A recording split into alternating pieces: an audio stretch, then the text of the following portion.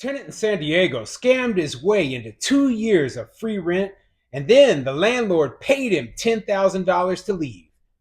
I'm Tony, and this is Real Estate Investing and Landlord News. All right, so I have a cautionary tale out there for landlords in California. Obviously, California is one of those places where they don't believe landlords or anybody has property rights. They want to basically turn the place into a socialist free for all out there. And you know what? They've made it very hard for small mom and pop landlords to do business. Okay, so obviously, I wouldn't invest there. I don't suggest too many people invest there unless you have a lot of money to invest and you know the market extremely well, or you're working with someone who does know the market very well. Otherwise, you know what? There's better places nearby, like Nevada, Arizona, etc., where you're going to find much better deals and much more landlord friendly laws. So, the story I'm going to be covering today is coming out of San Diego, one of the worst places in California to be a landlord. And guess what? This tenant took this landlord for 2 years of rent.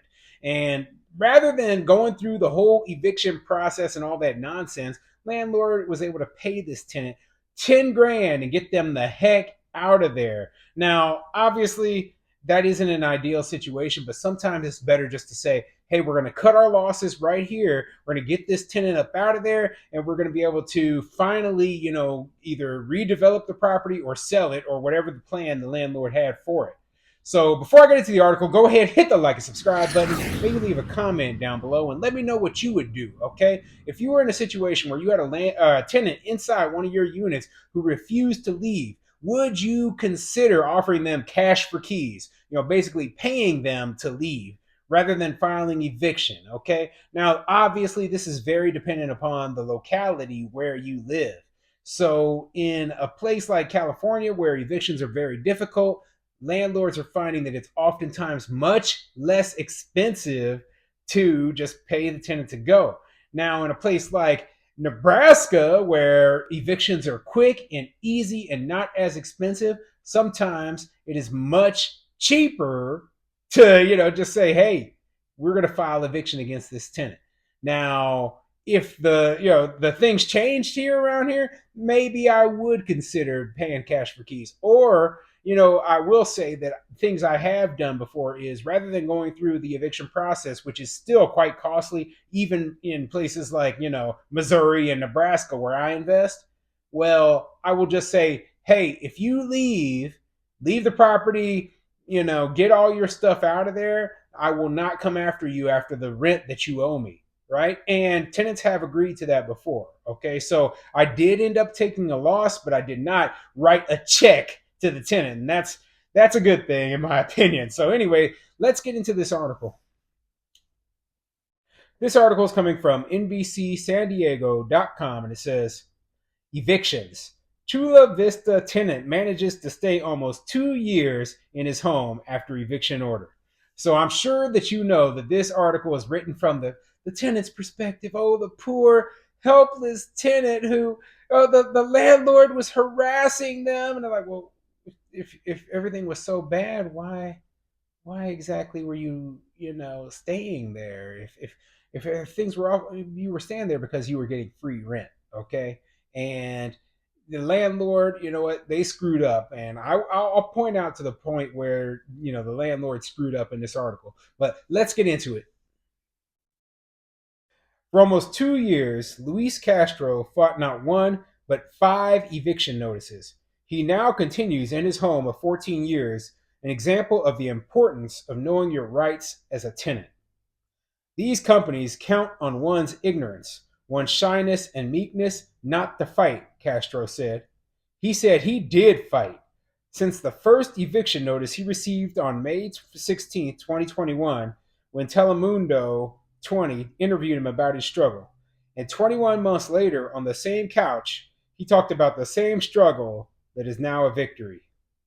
The legal reason they were evicting me and the neighbors was for substantially renovating. It is what is written on the eviction. Substantial renovation, as defined by law, is a job that requires permission from the city, and nothing they are doing here requires permission from the city, Castro said. So here we have a situation where we have a tenant, right, who doesn't want to be evicted. So they look into the law. The reason that he was being evicted was for a substantial renovation. Now, obviously, in a place like San Diego, you have to evict for a certain number of reasons. This is what this just cause eviction law does, right? The landlord cannot just end a tenancy. Okay, they cannot say, well, after the 12 months is up that you signed your contract for, we're just not going to renew it. No, no. Now they have to come up with an excuse. And if the excuse isn't good enough, well, guess what? The city doesn't accept it, or the tenant themselves can fight against it and get it so that they don't have to leave. And that's what this tenant here did. He said he obtained the information with a simple internet search, though it went beyond his computer. I went to the code inspector of the city of Chula Vista to investigate and make a report. She said that no permit is required, said the Castro. Based on the information he received, Castro ignored the 5 eviction notices he received in a year and a half. What I did was I didn't get out, Castro said. While the rest of the tenants were evicted, the owner of the Johnson Apartments, located at 442 Smith Avenue in Chula Vista, sued him for illegal occupation on 3 occasions. So basically, he ignored all 5 of these eviction notices, right? And this is an apartment building. The landlord was going to be going through substantial renovations. And he said, well, the renovations don't sound substantial to me, so therefore I shouldn't have to leave, right? Now, can you believe the nerve of a tenant saying, hey, I shouldn't have to go because these renovations aren't substantial? I'm like, well, listen, I don't know what you consider substantial because you're just, some guy, right? But if I decide I want to just paint the inside of all the units inside the entire building, where are you going to go? Okay, are the painters just supposed to paint around all your crap? Okay, I mean, this is idiotic. Yeah, that's not something that requires a permit, but at the same time, that would cause a significant disruption to anyone living within the building. Okay, and that's another thing. Like imagine if you had a bug problem inside the building, you just want to spray and fumigate the building. Have the place deep cleaned. That isn't something you need a permit for either, right? Getting the place cleaned up and the bugs killed is not it's not like you're doing construction, but that would be considered part of a renovation and would substantially improve the property, getting rid of like a huge bed bug or cockroach infestation. Yet you're sitting here, oh well, that's not necessary. Shut up. You don't own the building, you're not a real estate investor, you don't know what's being involved here, and you need to go. Oh man, this guy, he frustrates me. And of course, he gets the code inspectors, he gets all these idiotic bureaucrats who never have spent a dime in their life on anything to agree with him. And I'm just sitting here like, listen, anybody with common sense would say, hey, we need to let this landlord do what they're doing, or they're not going to be able to work with this investment. Okay, now especially when we're talking about everybody else in the building has already left. Okay, you're the only one sitting in there. Give me a break. Castro said that these litigations were withdrawn before the court date.